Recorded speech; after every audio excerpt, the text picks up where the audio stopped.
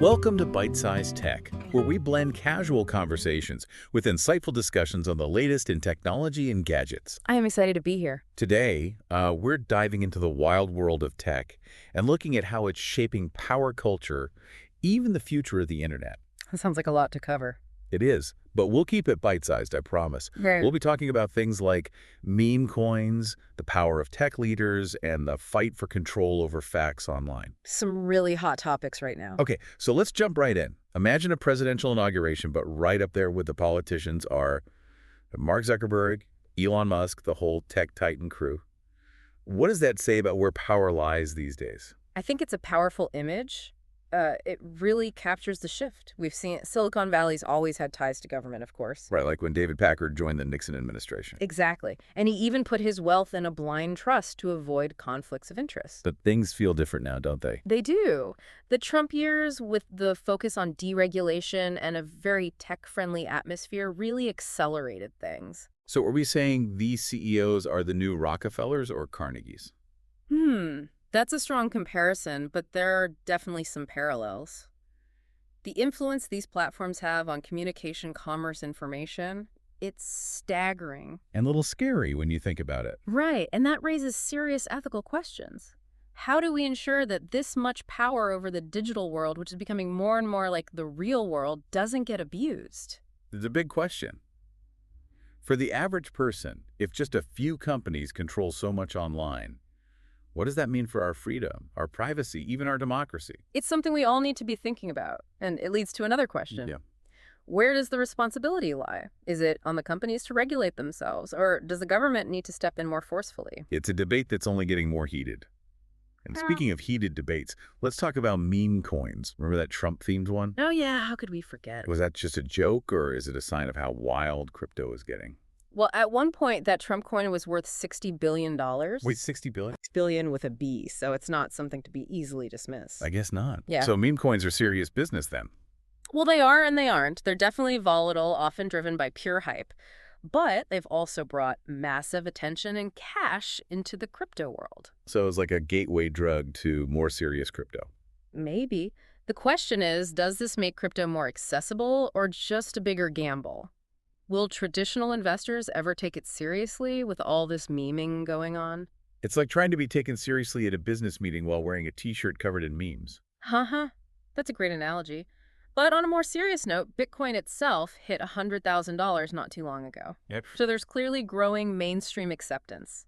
Crypto is trying to find its footing, balancing this playful, almost chaotic energy with a desire to be seen as the future of finance. It's a fascinating space to watch, for Yeah. sure. All right, from meme trades to something a little more serious, fact-checking. Is it even possible on social media anymore? That's the million-dollar question. Meta's been testing their community notes feature in the US, which is basically crowdsourced fact-checking. So instead of experts, it's just like the wisdom of the crowd. Yeah, basically. Is that a genius move for transparency or a recipe for disaster? What do you think? It's tough because it feels like these days everyone's got an agenda and facts are up for debate. And when you consider what Elon Musk is doing over at Twitter, moving away from professional fact-checking, it raises even more concerns. These platforms are where a lot of people get their news, so the reliability of that information is critical. And how can anyone even tell what's real anymore? Deepfakes, misinformation.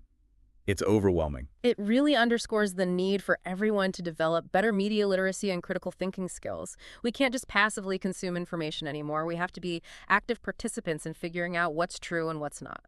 So how do we do that? Yeah. How do we reclaim some control of this digital town square, as they call it, when it feels like we're losing our grip? Well, it's a big question and there's no easy answer. Right. But I think looking at Section 230, that law that protects tech companies from being liable for the stuff their users post, it's a good place to start. It was supposed to promote free speech online, but now some people argue it gives these companies too much power without enough responsibility. So are we saying they should be held accountable for everything that happens on their platforms? That sounds like a logistical nightmare. Well, it's complicated. You have to balance free speech with the very real harms that can happen online.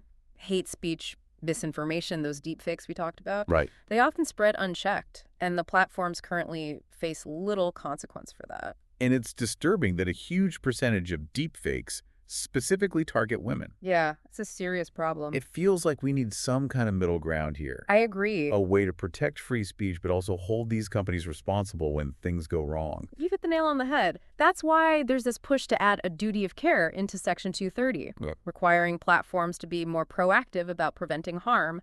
But that brings up the whole debate about censorship and who gets to decide what's harmful. Right, it's a minefield. But let's bring this back to something specific. TikTok. It's not just dance challenges and funny videos anymore, is it? Definitely not. There are some serious worries about data privacy and even political manipulation, especially because of its ties to the Chinese government. It's a bit unsettling, right? Absolutely. Remember all the controversy about TikTok potentially collecting user data?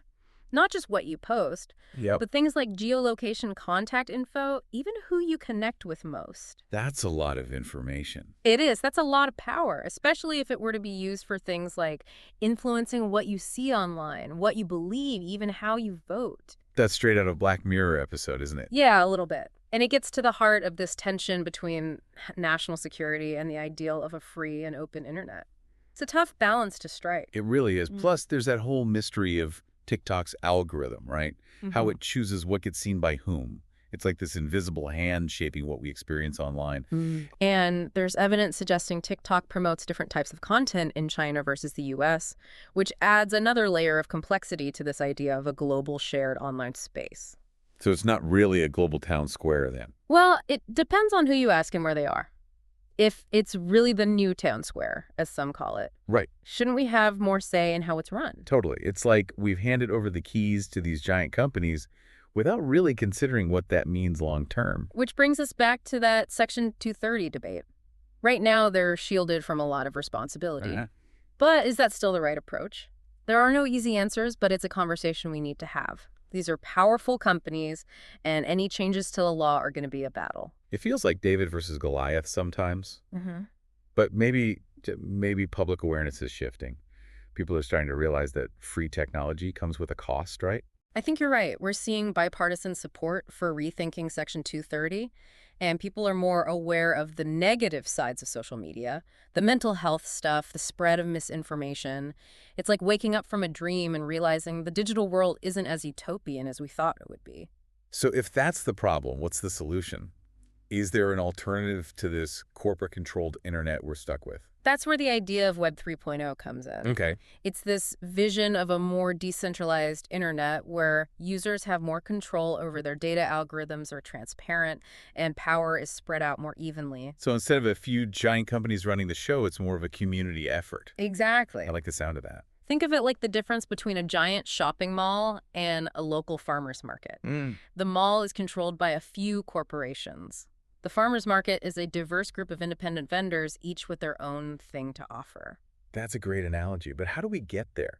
Is this just a futuristic fantasy, or is it something that could actually happen? It's a long shot, but not impossible. The technology is being built right now.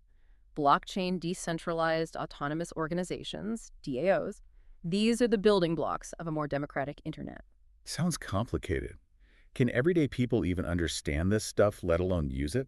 It is complex, but the basic idea is pretty simple. It's about shifting power away from giant corporations and giving it back to individuals and communities. I'm getting excited about this. Can you give some examples of what this looks like in the real world? Sure, look at Taiwan. They're doing some really interesting things with digital governance, focusing on public accountability and transparency. They even have a government minister dedicated to digital issues. Well, a whole government department for the internet. That's a sign they're taking it seriously. Exactly. And they're not alone. There are communities all over the world experimenting with new ways to govern online spaces, from decentralized social networks to platforms that give users more control over their own data. Okay, so maybe there is hope after all.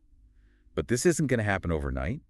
It's going to take a lot of work and maybe even some radical shifts in how we think about the internet. You're absolutely right. It's a long game, but one worth playing. The future of the internet isn't set in stone. We have the power to shape it. We're standing on the edge of a new frontier, and the possibilities are endless. It's an exciting time to be alive, even with all the challenges we're facing. Well, folks, that's a wrap for part 2 of our Byte-Sized Tech Deep Dive. We've gone from the power of tech giants to the potential of a whole new internet. Join us for part 3, where we'll wrap it all up and leave you with some food for thought. Welcome back to the deep dive. Feels like we've covered a lot of ground in this bite-sized tech special. Yeah, from the power of those tech giants to, like, the potential for a whole new internet, it's been a whirlwind. It really has. And it makes you think, what role did WE want to play in all this? Shaping the future of technology. It's easy to feel kind of overwhelmed, like we're just along for the ride while these massive forces control everything. I get that, but I think we actually have more agency than we realize. Really? Yeah, we're not just passive consumers of technology, we're active participants. Every click, every share, it all contributes to how this digital world evolves. So it's not just about, like, deleting our social media accounts and living off the grid. Not necessarily. It's more about being informed, being engaged, and demanding better from the companies and platforms we interact with. We should be asking questions like, who's controlling the information I see? How are algorithms shaping my experience?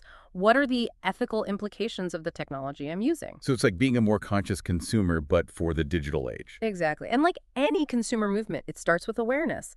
The more we understand how these systems work, the better equipped we are to make informed choices. Okay, so what can we do about it? Like, give us some concrete steps, actions we can take right now. Well, first and foremost, be mindful of the information you consume. Don't just accept everything at face value, Strengthen those critical thinking skills. Check sources, consider different perspectives. Ask yourself, does this information align with my why values? So it's like real-time fact-checking for everything we see online. Precisely. And speaking of fact-checking support organizations dedicated to combating misinformation, Right. there are incredible groups out there doing crucial work. Right. But they need our support. And what about those tech giants we talked about earlier? How do we hold them accountable? Vote with your wallet. Support companies that align with your values and let the others know why you're taking your business elsewhere. Makes sense. Contact your elected officials. Demand stronger regulations. And never underestimate the power of collective action. When people come together and demand change, things can happen. So it's about being informed, being selective, and making our voices heard. Exactly. And don't forget the potential of Web 3.0. Explore decentralized platforms, support projects, building a more equitable internet. Be part of the solution, not just the problem. Yeah. It feels like we're on the verge of a whole new era online. A little intimidating, but also incredibly exciting. It is. The digital landscape is always changing. There will be challenges, setbacks, and unexpected twists. But the future of technology is ultimately in our hands. That's an inspiring thought to end on. So to all you tech enthusiasts out there, remember, stay curious, stay informed, and stay engaged. The future is waiting to be written, and you have a role to play in shaping it. Thanks for tuning in to Byte-Sized Tech. If you enjoyed the episode, like, comment, share, and subscribe for more fun tech discussions.